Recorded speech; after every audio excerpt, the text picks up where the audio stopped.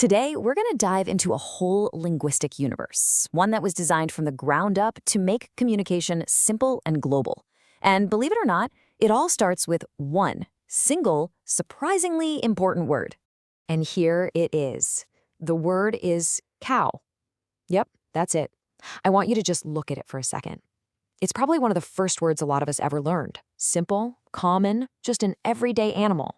But what if I told you this word is part of a very, very exclusive club? So what's the big secret? I mean, out of the hundreds of thousands of words in the English language, what could possibly make this one so special? Well, the answer is kind of hiding in plain sight if you know where to look. And here's the reveal. This single sentence totally reframes everything. Cow isn't just any old word. It's on the Basic English 850 list. That means it was handpicked for a very specific job. Now, this isn't just some list of easy words. Think of it more like a complete system, a toolkit for communication. Being on this list means cow is considered a foundational piece of the English language, totally essential for building clear, basic understanding.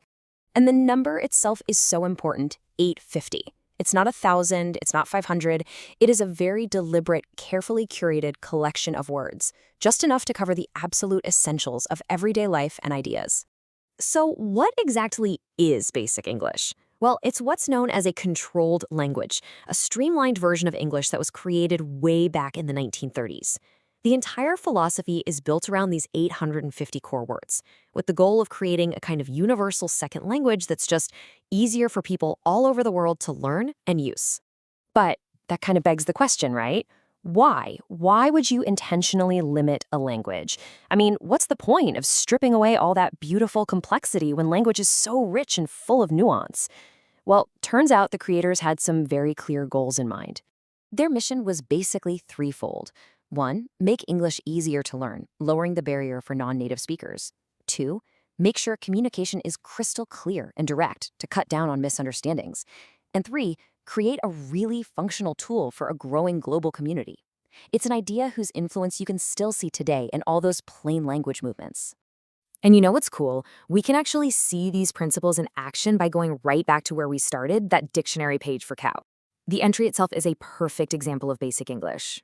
Just look at this definition. There are no complicated or technical terms. Common, farm, animal, female. Every single one of those words is simple, direct, and you can bet they're part of that core 850 word list. It's defining the word using only the tools from its own system. And the example sentence, it's just as elegant in its simplicity. Milk comes from cows. That's it. A complete, clear, and universally understandable idea, all conveyed with just 4 basic words.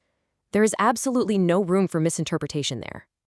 So this is the really crucial point. The dictionary entry isn't just about Basic English. It is Basic English.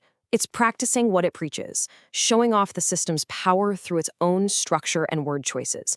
The whole thing is like a self-contained lesson. And the system doesn't just stop at one word. That same entry also points you to related words. So by learning cow, you get a gateway to understanding bull, calf, and even a compound word like cowboy. It shows how a small vocabulary can be used as building blocks for a much wider understanding. Okay, so let's zoom out. We've seen how this 850 word system works. And it's a powerful idea, for sure. But like any tool, it has incredible strengths and some pretty obvious limitations. It forces us to think about what we really gain and what we might lose by simplifying language. And here's the essential trade-off, right? With simplicity, you gain incredible clarity, it's more accessible for learners, and communication is faster. But you sacrifice richness. You lose the subtle nuance of poetry, the depth of complex emotion, and those intricate arguments that define so much of human thought. And that leaves us with a final, fascinating question to chew on. In our world that's getting more globalized by the second, is something like Basic English, a tool designed for pure clarity, is that the key to better understanding and connection? Or do we lose too much of what makes us human in the process? It's a powerful idea to think about.